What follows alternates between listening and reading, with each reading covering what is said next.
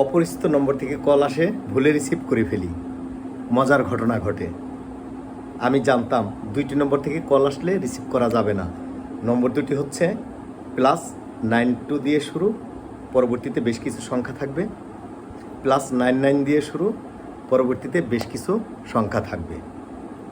এই নম্বর থেকে কল আসলে কখনো রিসিভ করা যাবে না, ব্যাক করা যাবে না।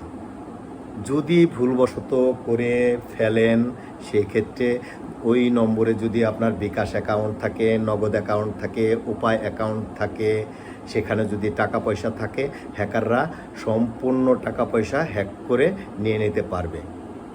আপনার পিনকোড দেওয়া লাগবে না, ওরা আপনাকে নানান কায়দা কৌশলে 3-4 মিনিট এঙ্গেজ করে রাখবে।